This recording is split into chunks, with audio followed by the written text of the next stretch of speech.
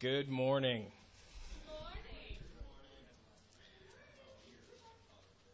My name is Carlo. I have a last name, but I can't pronounce it. I have free stickers later if anybody wants to take a stab at it. Today I'm talking about Windows Incident Response via the command line. I thought it was very apt that Skydog was talking this morning about how everybody was very much afraid of doing anything in the mysterious black box that is the Windows DOS command prompt. Figured it would be a pretty good topic, and so we'll go from there. Before I get started, I do want to get on my soapbox for 2 minutes. I want to say that I think it's really cool that I get to come up here and do a presentation. This is actually my first presentation ever. I've never done a talk before, so I hope this will go well, and well, if it doesn't, there'll be a second one, so that's okay. No. Yeah, that doesn't work so well. But it was only 2 years ago I started going to conferences, and a lot of the guys that I'd see speak were people like Iron Geek in the back, guys that I'd known through their websites and their videos, and other guys through their books. And I felt like, living in my little InfoSec bubble, that, there was us mere mortals that, showed up to work, around 11:30, and worked and went home and got online and read the stuff that these people wrote, and that they were like these gods on Mount Olympus, and we were these lowly humans, and that never the twain shall meet. Going to conferences, I found out I learned a couple of things actually. Shouldn't be too surprising to some of you. Is that one, they're normal people. The guys that come up and do the conferences and do the talks and write the books. Normal-ish, yeah. Very flexible value for the variable normal. The smarter the guys are, the more approachable they are. Mutz from Backtrack is a great example. One of the coolest guys, most laid back that you'll ever meet. And you think, oh my God, it's Mutz. But he's just a regular guy, and he'll tell you that. There's a lot less degrees of separation in the information security community than I first thought. You are probably no more than 3 degrees away from anybody whose books you own or whose videos you watch. So, take that to heart. We really are a small bunch in all industries. I mean, we're not like doctors. There's, thousands of them in every city. Information technology guys, there might be 200. So, it's a cool thing. So we'll go ahead and get started.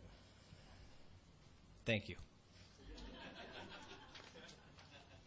All right. So anytime I get tasked with writing a paper or doing any kind of research, usually they give me some really boring title.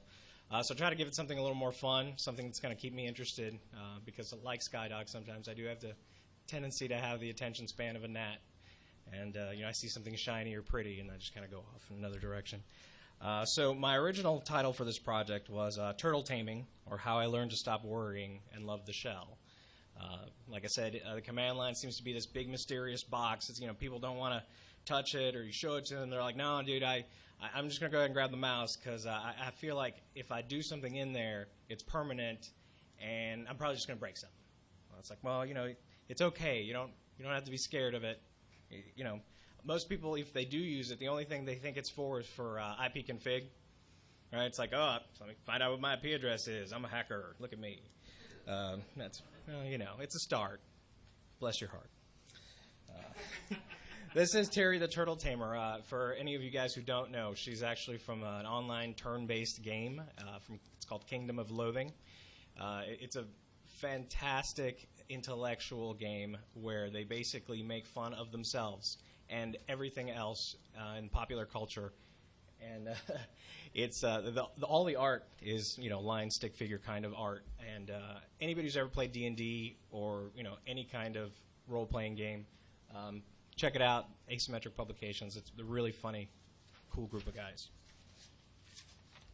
All right. So why? Why would I want to do incident response via the command line? I have a mouse. I'm comfortable. It's got 2 buttons. Some of them even have the little clicky wheel. I'm good with that. Well, all right. Plus we paid for in-case. Right, and we paid for in-case. So I think there's too much dependency on graphical tools. The command line, I think, and I do call them incantations because a lot of times, show somebody something and they'll say, there's a colon and a slash, and you might as well have the O with the slash and the umlaut, and the backwards N. Like people just, kind of back away slowly. Remote shells are cool. Most people that have been blessed enough to grow up with a Unix environment at their fingertips and a really good mentor will tell you that there's very few things that you can accomplish using the command line. That sticker, you could be replaced by a properly coded shell script. Yeah, I live by that, All right. So who is this guy? Besides the guy who runs around looking like he's only had 4 hours of sleep in the past 48 hours, because he has. Thank you, Skydog. Welcome to the core team. Yeah, welcome to the Carlo 1. Yeah, Carlo 2 is in the audience. Yeah, that's right. So I've been doing incident response for a little bit over 5 years. 24/7 Security Operations Center for a variety of government clients. I'm not allowed to list them because if I did, I would have to submit my talk to their PR department for each and every one, and that would take a while. If you're really interested, come talk to me later. If you're impressed with letters, I have a whole bunch after my name. Some are real. Yeah, that CDRE guy. It's like, who is that guy? I love the A+. Yeah, don't you? Yeah, and the Apple Technician. I've actually had that since 1997. So if you have like a Mac Classic, I can help you. Awesome. Hey, you didn't have a shell.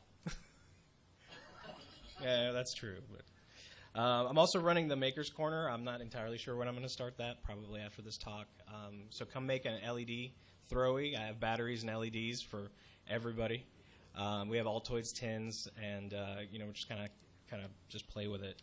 But I wanted everybody to at least have the opportunity. A lot of guys, we spend our lives in front of the computer, and we admire the guys that do hardware hacking and stuff. And I thought, well, what's the simplest thing I could come up with that's, everybody can do, doesn't take any soldering, and it's kind of cool.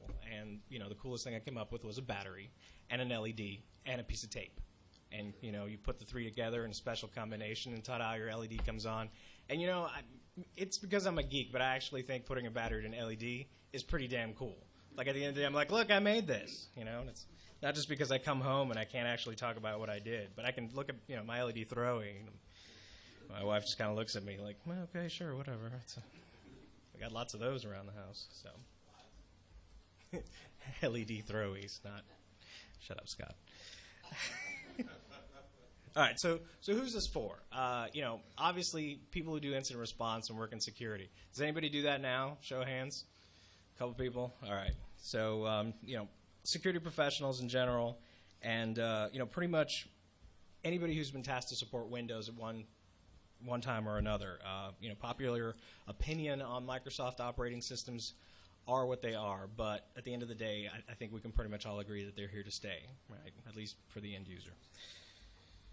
So, every presentation has or should have a prerequisite slide, and mine is no different. What are you going to need? Well, you're going to need administrative rights.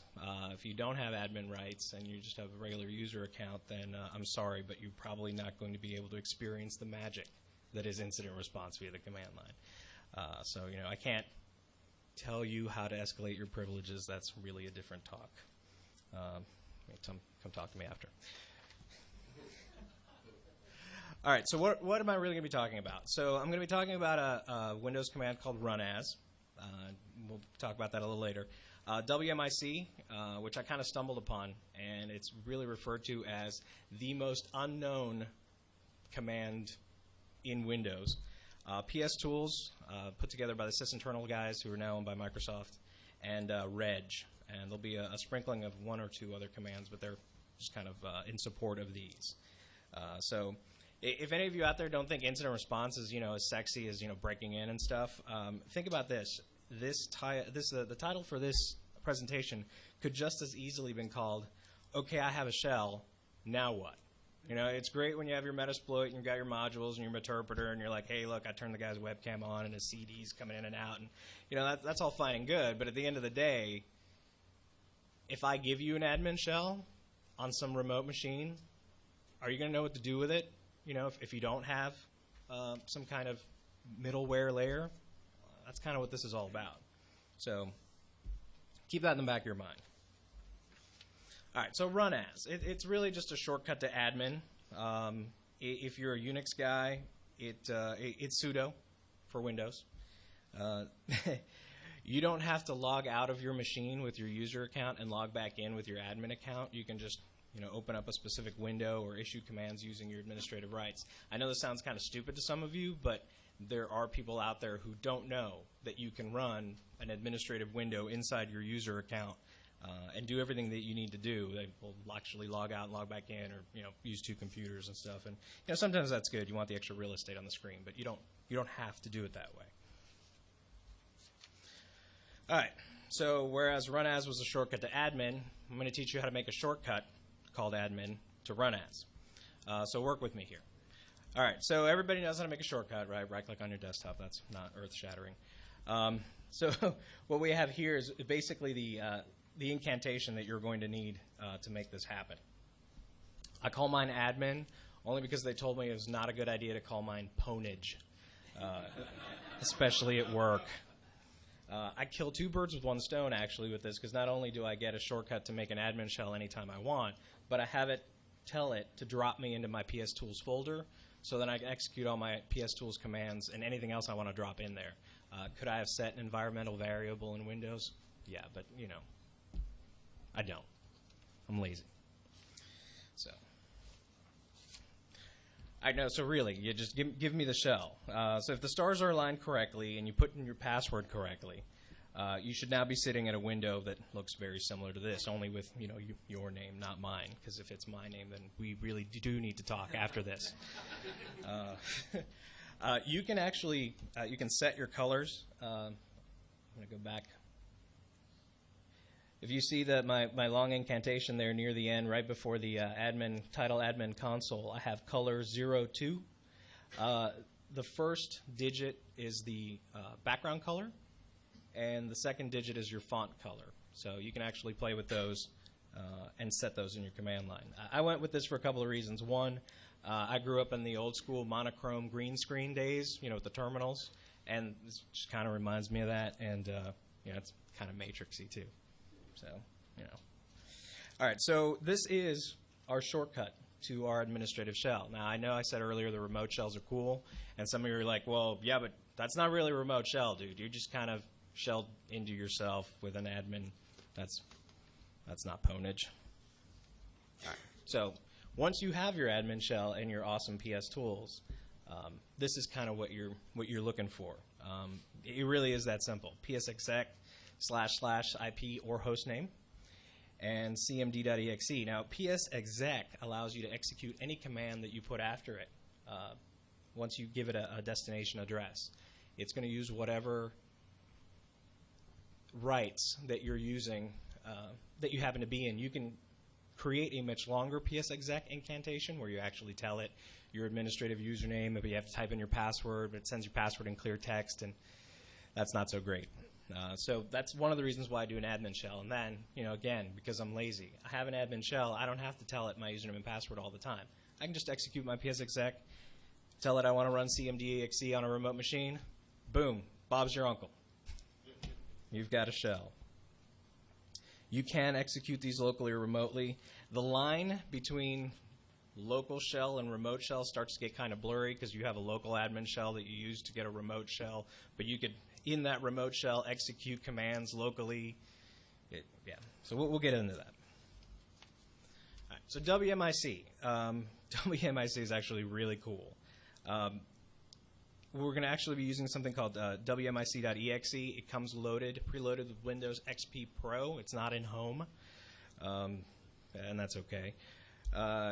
Windows 2003, Server, and Vista. Windows 7, you really need to use PowerShell. You can use WMIC commands, but you have to put them in PowerShell speak. And I am working on some PowerShell examples, and I'm hoping to do that maybe next year. talk about PowerShell? Maybe, depending on how this goes. All right. I know where you sleep. Yeah. All right. So here's what the WMIC syntax looks like. It is an object-oriented language. I'm by no means a programmer, but I would love to be one day. But this is what it is. We have our alias. Each alias has an attribute, and the attributes have methods that can be acted upon.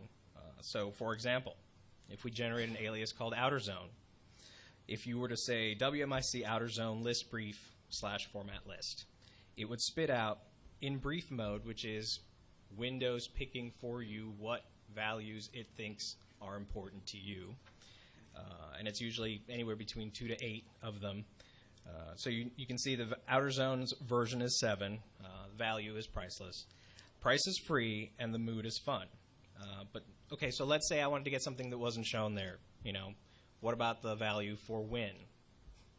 So Outerz0ne is win value is full, so obviously Outerz0ne is full of win. On the other hand, let's say I was going to actually, change a value. Where security conferences locations are Outerz0ne, call is the website updated yet? And you could actually pass it a value of, yes, finally. And I think this was accurate as of last night. Skydog is waving his knife at me, just so you know. I know where you sleep. All right, so let's get into the actual funness of this stuff here. So what can I do with this stuff? What will WMIC do for me, right? Well, among other things, you can get some information like your BIOS, what kind of motherboard you're running. If you go into a remote machine, you want to know whether they're 32 or 64-bit, you can get that information. These commands are basically executed locally because you can use your psexec remote shell in. You can also do them locally from your admin shell using the /node, :quote remote box. I leave it up to you, whatever your preference is. If you're only going to issue one, you'll probably want to put in the /node. If you're going to issue a whole bunch, you'll probably just get your remote shell and get in that way. This is what it looks like. I actually changed the colors just because it looks better on the projector. Yeah, you're welcome, and I made the screenshots nice and big. So here's our commands that we issued, and you can see, it spits out the information, and it's a Dell and 32-bit processor. All right, so okay, that's not like super awesome, but I want to break you guys in slowly because I don't just want to like overwhelm you with awesomeness. That would be just too much to handle for both of us at this point. I've just not had nearly enough sleep for that. All right, so you can talk to the operating system.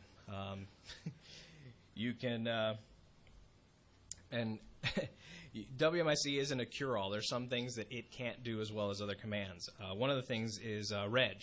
Reg is a built-in Windows command for the command prompt that allows you to query the registry. I had no idea Windows even had this command, but you can do a lot of really slick stuff right off the bat. If any of you guys have any kind of forensics background and know what Windows stores in the registry in terms of, well, just about everything, you can pull out some information really quickly and make a determination on the fly. Is this an incident, or is this just an anomalous security event? What may have taken you 45 minutes with a GUI, I won't name names and case, to remote in and pull the registry and look at all the stuff, you can do with a remote shell for free if you know what you're looking for. You can check the install date. You would be surprised how many times we get called to reinstall machines that have been infected, right? Standard procedure, machine's infected, you got to pave it, reinstall it. Everything that you do in a security operations center has to be documented. So you have to say, okay, I called the field tech. I gave him the name of the machine. I sent him all the information.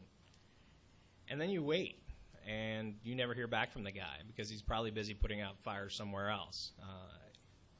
Did the machine get reimaged? I don't know. Well, let's go ahead and ping it. And, oh, look, it's online. How do I know he didn't just put it in a closet for 2 weeks and then decide to pull it back out? Get your remote shell, WMIC OS get install date. It does keep field techs honest. Not that they would ever try to deceive you. Does that account for if they're Say again? Does that account for if it gets 20 from the same engine? It gets the date from the BIOS. So yeah, it does account for if they have like a gold disk that they are using. It doesn't pull it from the image. Here's what the output of reg looks like. You know, if you want to get your uninstall information, for example, it'll just start listing all that stuff. It's also a good way to get an idea of what software is installed on the machine. Not all Windows registry locations are created equal, and I found that this is the closest thing to the add remove programs window. So there's two ways you can get your installation date. With WMIC, you can get the OS get install date, and this is what it will look like. It's a little kludgy. It's not the most elegant output. You can compare it to system info. A lot of people probably didn't know you could take the output of one DOS command and pipe it like you can in Unix to another one. You can. This is what that looks like. It's really slick. If you look, you can see, you know, the install date was 2009, 1:06 p.m. So you can kind of decipher it. The output of WMIC, you can read it as, 2009, 09, 08, 1306. It's in military time. Same thing, just takes a little bit more getting used to. By the way, system info is another really good command. It will give you a goodly amount of information on whatever machine you're issuing it on. Not just install information, but also Windows version, service packs, security patches, things of that nature. So it's another really good one that's worth checking out. All right, you can talk to the hardware, like we showed earlier. You know, you can get motherboard information, but you can also get disk drive information, and you can get your MAC address as well, which I think is pretty slick. Here's what that looks like. Drive information. You can see your partitions, your sizes. As you know, Windows has a lot of interfaces, network interfaces, so it'll show those as well. Being an instant responder in a lot of ways is like being a detective. I mean, you always get called in after the crime happens, and every incident responder has their hell story where they have to deal with some guy who's like a super VIP, but it just happens that his machine is the one that's like beaconing out to some foreign nation on an IRC port. And you're going to have to take the guy's machine offline. You're going to have to pave it. He's probably going to lose some work, and he is he's just screaming bloody murder over this. So of course your management's come to you and be like, look, Carlo, we need to make sure that you have the right machine, because if you don't, heads will roll. So it doesn't matter. You've got your IDS logs, you've got your firewall logs, you've got your web proxy logs that maybe it has authentication. It's got the guy's username. It's got the guy's IP address. It's got the guy's host name. You know what? We're still not sure. Can you check something else? Is there something else you can use to cross-reference? Sure. I can remote in the guy's machine. I can get his MAC address. I can compare it to the DHCP logs, put the two together, that and the preponderance of information that I've already gathered. Yes, this is your guy. You're going to have to go pull his machine.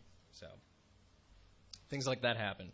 I only wish that, like a detective, we could also get a warrant and be the one who actually gets kicked down the guy's door and yank his machine from his hands, because that would be so satisfying. Sadly, that is not the case. All right. You can get a really cool example of what you can do with the reg command in terms of the registry is that you can show the USB history of a device. For those that you don't know, Windows stores a history of the time and the date, the unique serial number, and the name of the USB device that you attached to your Windows machine. So if your company has an authorized USB thumb drive, SanDisk, for example, you can find out if the USB-borne virus that you now detected on this user's machine came from his authorized thumb drive or his home thumb drive. I'll give you a guess as to which one it always is. Of course, they're always like, no, it wasn't me. It was, the one-armed man. Sure it wasn't. Another really slick thing you can do, you can query the security event log. You can query any event log, but security event log is the one that I'm in the most often. A lot of times you get asked the question, well, who's logged into the machine before? Who's logged in now? Well, you can find out who's logged in now in the next next command. You can use the WMIC, node computer system get username. PS Tools has an awesome tool for that called PS Logged On. PS Logged On / remote machine. It'll tell you who's signed into it right now. For historical purposes, the security event log, you can use WMIC for that. My netbook's about to die. Hang on. Ah, much better. Okay. These are real-world commands. I use these every day. It's really, really neat stuff. It can take a 2-hour incident down to 15 minutes. And when you're being, asked to help on 6 different incidents at the same time, and stuff's just coming in, instant response is a lot like working at the post office. The mail keeps on coming. The incidents can never stop, so long as people are getting email. And someone sent me a greeting card, and I have a secret admirer. Yeah, and there's 3 dancing bears on your screen too, sir. Yeah. All right. You can also get some other information. You can get a list of services, for example. There's some actually really neat stuff coming up in terms of what's running on the machine here. You can get a list of processes. Earlier, I talked about the difference between like getting a brief output and the full list of something. So we're going to see that here in just a second. So I'm going to show you the WMIC process list brief, and then I'm going to show you what happens when I actually ask a machine to give me individual attributes of the process. So here's brief, right? It gives me the handle count, the name, the priority, the process ID, the thread count, the working set size. Other than the name, none of this is actually useful to me. But what if I asked it for the name, the executable path, the command line, the process ID, and I told that to give it to me in a nice pretty list? All of a sudden we get some really, really useful information. For example, that first one is my command line incantation that I showed you at the beginning of the presentation. If you were to run Task Manager, log in via MSTSC, you would pull up Task Manager and you would see cmd.exe, and it would have my name. But you wouldn't be able to actually know what I typed at the command prompt. And this will show you. This will show you every executable that is running and what was issued to the operating system, what flags were passed to it, what values. This is super useful information if you're trying to troubleshoot a process that's called, I don't know, what's a good one? Yeah, service.exe, but it's making remote connections outbound to a foreign country. Oops. And so you'll issue this command, and if it is, your lesserly cleverly crafted malware, all of a sudden it's going to be pointing to a file like C:\\Windows xk293 y.exe. That shouldn't be there. Or some other unusual startup place. Actually, go back up one. Not too far. And you also get your startup programs, which is another really good place to check. You would do WMIC startup list full, and that would give you the full list of anything that's set to start at boot time, and you can also catch some malware there as well. All right, so that's basically my summary of the stuff you can get from Windows when you're trying to do some investigation. What can I actually change in Windows? And this is where we talk about, the line between an incident responder and your pen tester / shady individual who's trying to break into your system kind of starts to blur. How do I hack the Gibson? Yeah, groan. I know. That's all right. All right, so here's how we take action. Remotely, you can run anything that's on the machine natively on your remote host. You could use Xcopy and copy an installer over and install software, all without ever having to use anything more than your command line. For better or worse, there's a lot of instances where you get asked to reboot a machine and rerun a semantic scan in the hopes that maybe it'll catch something this time. This is how you would do it. You would, specifically for semantic, this is the command line incantation to scan all the drives. Let's say, you're running out of hard disk space. Everybody knows hard drives are really expensive. Hard disk space is really hard to come by. So how do I start uninstalling software, right? Or let's say I really want to mess with somebody and uninstall their Microsoft Office. You can use WMIC to run an uninstall command. Yeah, or, uninstall their antivirus. As all the clever malware does. Yeah, all the clever malware does do that as well. And maybe they use WMIC. I don't know. All right. Reboot somebody's machine. Pretty simple. Again, don't do this to people. They get really upset. Also don't launch Notepad and Calc exe randomly on their desktop. They don't. Yeah. When they piss you off by coming into your office and asking yet another stupid question. Yeah, that's true. There's a stupid question quota. Yes, this is the equivalent of the God email. I think there actually is a flag you can pass Notepad that will shove text into it, so you can really, really mess with some people. Or let's say they're working on a really important presentation that they stole from you. You can kill their process. Oops. Where did it go? After you're done messing with it, you can clear the security event log. You can clear the security event log from the command line. That's pretty awesome and dangerous. Right. Security event log is full, and you're getting a bunch of errors. You have to go clear it. Yeah, the hard drive's about to fill up, right. All right, so there's one more feature of WMIC. It has native mop functions. Yes, I made this up.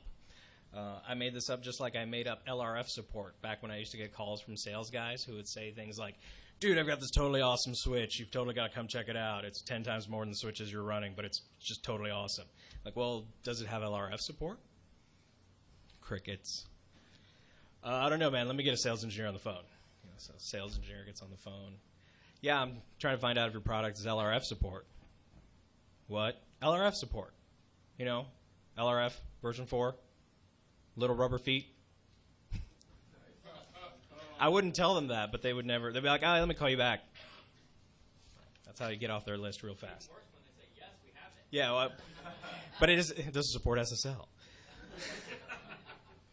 All right, so MOP is make output pretty. WMIC has some really, what I think is really advanced stuff. Somebody put some serious thought into this. It has built-in XSL style sheets for data reporting. You can output into an HTML table.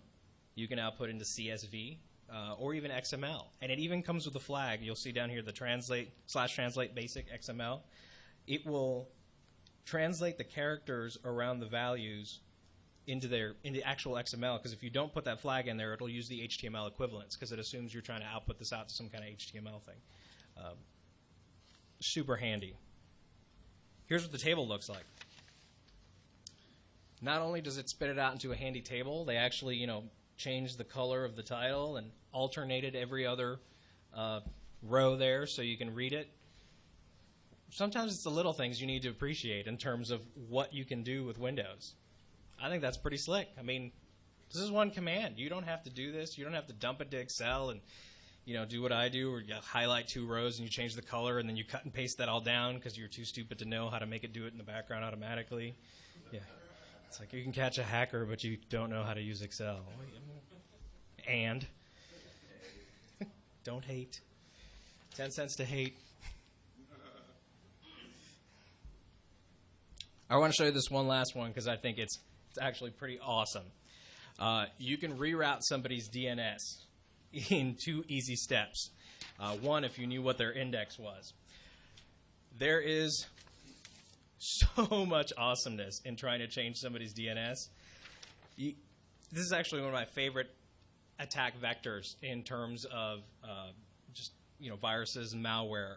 There was actually one where it will, if you have like an open wireless, it'll go out, it'll infect your laptop and it'll scan for open wireless networks, find what your router is, use your default password for your router, change your DNS servers to, its foreign nation DNS servers, and then be able to track all of your traffic, push ads to you, impersonate your bank, all because of DNS. I mean, think about this.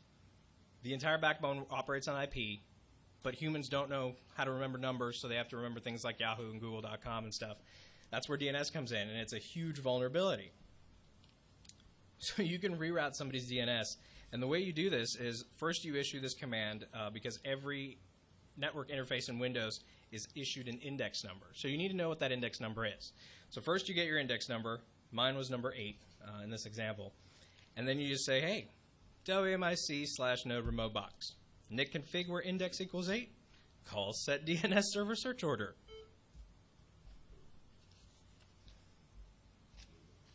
Boom. And I actually put this title in here just for Iron Geek because I know this is one of his favorite phrases and it cracks me up every time he uses it. And it'll do it just like that. So what is the non-nefarious purpose for something like this? If you have a machine on your network that's infected, let's say it's in a remote host that has an ISDN link because it's some crazy remote location and trying to do full-blown MSTSC remote desktop on it's just going to choke that poor 64K link. You can do this. If you have a DNS server on your network that you use just for this purpose, you can take the DNS output from that server's log, pipe it into your network management system, your Nagios, your Splunk, your ArcSight, and just have a specific channel set up to watch this.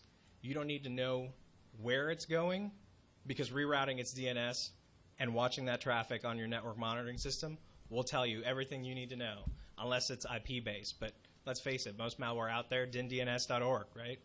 Some kind of dynamic DNS.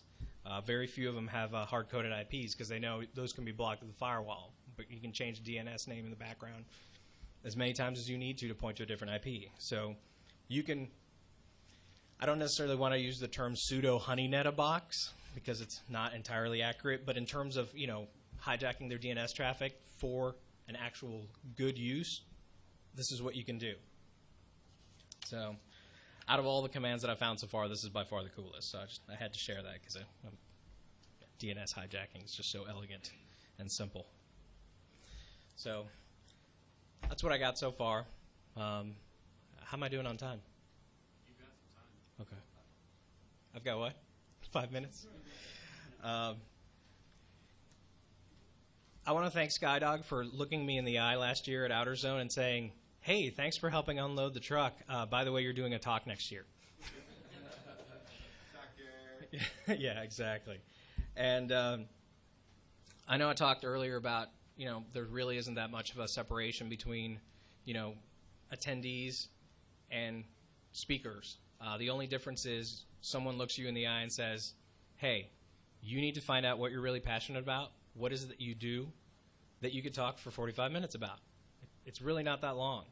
A lot of people are intimidated. They think, well, I don't know any zero-day exploits. I haven't discovered, anything super awesome, and, I can't compare to the other speakers. Well, conference organizers I've found are very happy to have a handful of speakers they know they can always call upon to get on stage and fill time slots because they know that they're going to draw a crowd and their material is usually pretty good. At the same time, they also hold these conferences because they want to give new people a chance to get in front of the audience, experience what it's like to give a talk, maybe get on the talk circuit, as it were, and help improve those individuals' careers as well and allow them to network and meet other people. I would ask you to do the same thing.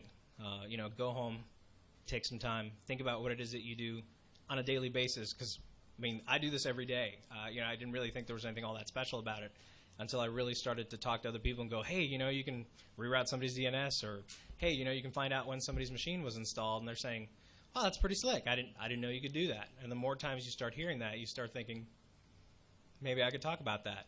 Maybe I need to hold a little class at work and teach some of the other guys how to do it.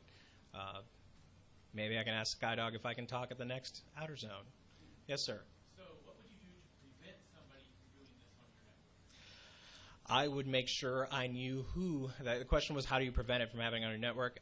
You need to keep an eye on who it is that you grant administrative rights to on your Windows domain. I hate to say it, but it comes down to that. For PS tools, there are specific IDS signatures that will detect the execution of those commands across the network. There is nothing saying that those nefarious individuals won't know what those rules are and change the code so that that specific, because it is signature-based, won't trigger, but you can do it that way. That's a good question in terms of WMIC. I'm going to have to do some packet captures and see what that looks like and see if you can write a signature to detect WMIC remotely. The command line, the remote shell, for example, would trigger the PS tools PS exec rule if you were going to do it that way. I don't know about the /remote box equals. Take some time to really decide if everybody that has domain admin rights really needs them, or if you can get away with spending a couple of weeks making some more stringent and better controlled accounts for people. One of the best examples in a lot of institutions, the individuals with the least amount of liability and the highest amount of privileges are your help desk, because it evolves naturally. You know, they're like, oh, this guy, needs to have his password reset. Really? You're going to hire some help desk guy to give them the ability to reset passwords all over your enterprise? And I don't have an easy solution for that, but that's kind of how it happens. Institute some kind of self-service password resetting feature, stuff like that. But there's no super easy way to detect it on the network. Yeah. Thank you.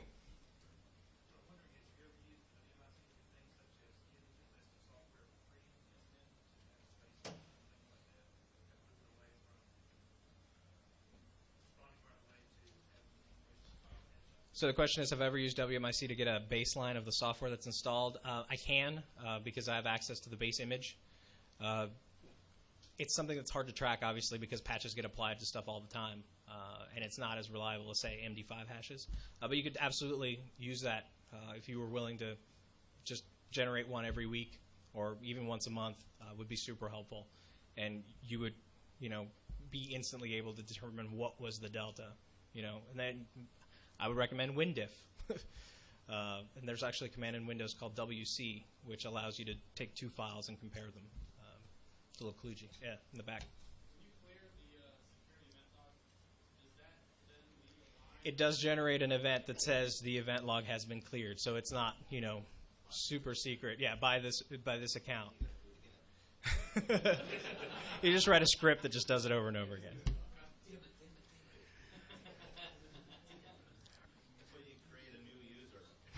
Yeah, well, I mean, if you have domain admin rights, you create a new user and grant him admin rights and go on.